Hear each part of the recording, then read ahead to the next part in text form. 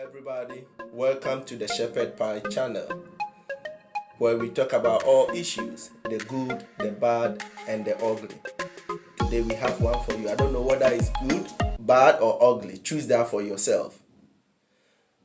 I don't know whether this is a problem, but I don't know whether it's a culture or whatever it is, or millennium. I don't know.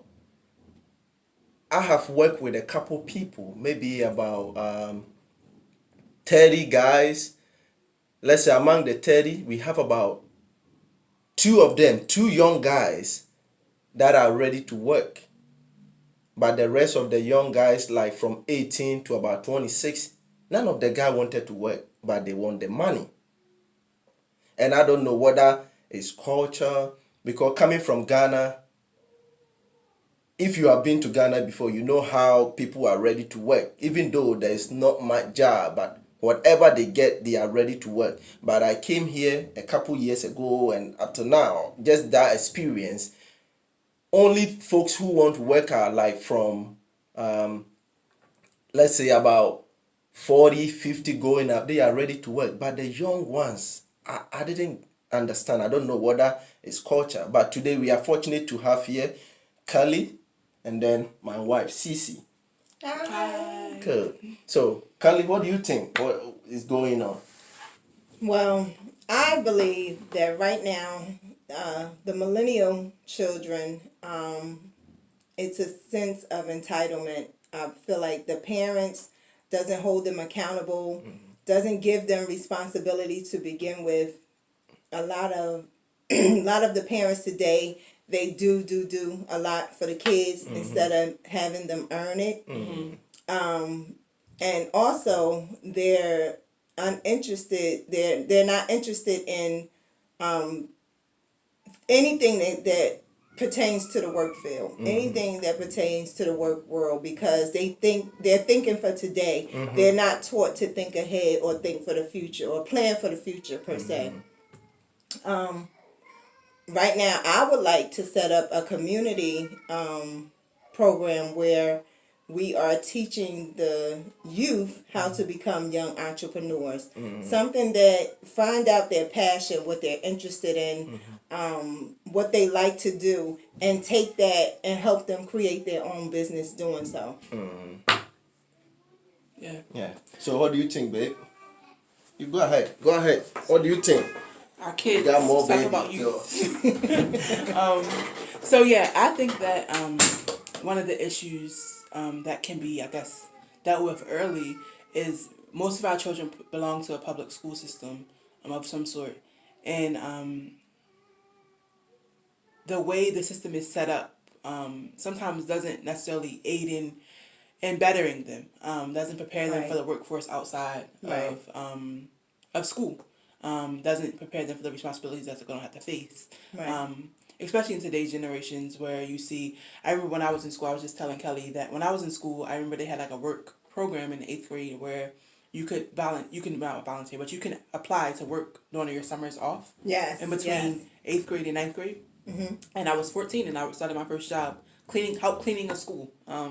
So I was helping the janitors clean up the school for the whole summer. And just having that sense of responsibility brought a value to my life. Having a sense of, even the sense of like having my own money in my own pocket, and the fact that my parents, they were like, hey, I'm not buying your personal need items anymore. So having to go to the store and say, hold up, I gotta buy that. And then I didn't use it all frivolously. I ain't going there and get extra lotion and then stop putting stuff. I was like, oh yeah, I gotta save that. I mean, you just learned a sense of responsibility. You knew that, when I went to college and stuff, when that became a real reality, where you had to go out and buy your own stuff, you knew how to do it. You knew that, I need to save a little bit of money so I can have about the round deodorant, So I think just the lack of, like Kelly was saying, the lack of responsibility that we give to our youth, the lack of, in school systems, the lack that them not allowing for innovation, the school system not allowing for the students to bring to the table some of the times some of their ideas of how they learn into the classroom, and allowing them to take in the information they're being taught and then begin to execute it in the ways they best know how. Being able to apply themselves. Yeah, begin to apply themselves. So taking learning into their own hands is a big crucial point that school systems can I guess advance in, and I think we see some of that with some of the up and coming policies that are developed for the school system. But how we implement those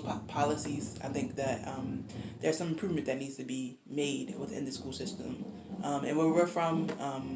The part of Maryland that we live in, there's some stigmatized racism and how the school district is set up. Yeah, the zoning. The zoning, yeah. So I think that like some of the underprivileged schools don't get that advantage Right. that some of the other schools get, some of the privileges that they do get, and we know that to be true. Even if we can cite one case, I can think of one case where Michael Brown, it was on the news. Michael Brown's mother, when he passed away, she was on the news crying, and she said, and they took my kid, and it's a paraphrase, but and I finally got him to graduate. And I just got him to graduate. She said, you know how much of a big deal that is in our community? Absolutely. She said Absolutely. he was a black boy, and I finally got him to graduate. Do you know how much of a big deal that is in our community? Right. Now, they're not from Maryland. They're from a whole different community than I am. But that was such a big deal that struck me when I heard that report, because I was like, wait a minute. Like, in the midst of his death, she didn't think about a whole bunch of other things that she could have thought about. Right. She thought, I got my son to graduate. Absolutely. And unlike what popular opinion says, that says like when you're in a low income or social economic disparity or, low advantage situation, the parents don't care. A lot of times it's like, well, the parents don't care and this, that, and the other, and nobody cares about their school. Right. But the fact that when he died, the mother shouts out in tears, and I got him to graduate from high school. Right. That's a big deal. Right. And the graduation rate for black men in her specific community is really, really low. Right. So seeing that made me think, like, what is it that that's missing? And we're raising, as my husband just went out to go get them. We're raising two boys, Right. and just seeing like some of the things that Kelly has raised boys, and seeing some of the things that challenges that boys face specifically, it saddens me. It makes me think like, wow, like what do we have to do to get to a better place? Not saying that one man show or 2 or 3 man show can change the whole world or change the school system, but what small changes can we make, as you said, as a people, just to make a dent into the scenario? Right, and I also think that the changes need to start in the elementary schools, because the kids are so well advanced as to the negativity that's going on like right now, and it's starting in like elementary school. So although they have programs that are set up for middle school, at that point statistics show when a child is like 11, between 11 and 12 years old, it's kind of hard to get them to change, because they're kind of set in their ways. So that's why we need to start at an earlier age, and get working on those guys and girls, because their mindset can be changed at such an early age.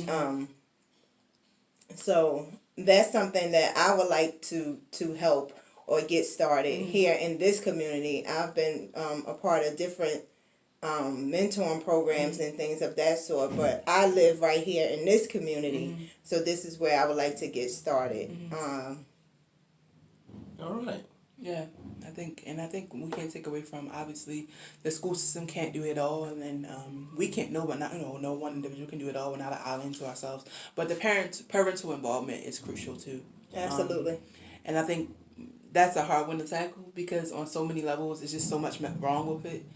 With like the lack of involvement, the lack of taking the time to email or contact teachers and ask questions about certain things. The children see that at a young age. Absolutely. They see that, they know if that parent is there or not there. I think that's what surprises me. As a young mom, I have kids who are young, toddlers, and realizing that they see when you're there and not there. Absolutely. And that because they see the other parents that are there, and it's like, well, where's my mom? What's wrong with me? And they're even questioning themselves. Well, what's wrong with me? Why can't my parent be here for me? Or it's always, well, I'm at work, or you know, I can't do this or I can't do that. And then there are some parents that are just so self-absorbed that they're not at work but still can't be there for their children. Sure. And there's that's many layers to that, right? Like Yeah. it's not one sided. It's not like a negativity of like, well, the parents just who aren't there just don't care. I guess you know what essentially what we're saying is that there's so many circumstances that surround why parents aren't there. But how can parents be there more is a question. And then, how's the gap bridged between parent and teacher relationships where teachers understand that students are hurting, you know, where Right. teachers understand that students may feel like a little bit left out when they see Right. parents' involvement and they see the lack of involvement in their families. I definitely feel like there should be a workshop with the teachers, Sure. especially those that are working in urban areas or who are dealing with children who come from low urban socioeconomic statuses. areas, and understand that there's things that are going on at home, and this is why the child is acting out, and how to deal with them in this way. And like I was talking about earlier about the adoptive parent, for those kids whose parents aren't there, to be able to support the children whose parents aren't there, cheer them on, you know, show them some kind of love, show them that they can do just as well as those of the parents that aren't there, and hopefully we can move forward from there. But you gotta change some things in order to get change. Yeah, and I think bringing up the topic is a good place to start. I'm glad. Thank you for bringing this topic. But how all this, I guess, goes back to what you were saying, workforce, is the fact that if it's a mentality thing that starts well before they get into the workforce. Right. If we don't challenge that and dig into that, deeper into that, then it doesn't matter what you do as they get older. It's only certain people, you know, certain people who are really gonna get out of that mentality that when they go to work, they don't have to work, they don't have to apply themselves to work, they don't have to prove anything to anybody. And it's not that when you go to work you gotta prove something to somebody, but there is a reality in which you want to do things in excellence. You want to do things well, and then when people see that, that may create a promotion. Have some work ethics. Right, that may create a promotion for you. That may create something where now you can make better income for you and your family, and your community is now impacted because your income has raised. Right. So I think that, like, essentially what we're all saying is that the same thing, that how we're raised in the society we all live in affects how we work, our work ethic. So yeah. All right, everybody, thank you so much again.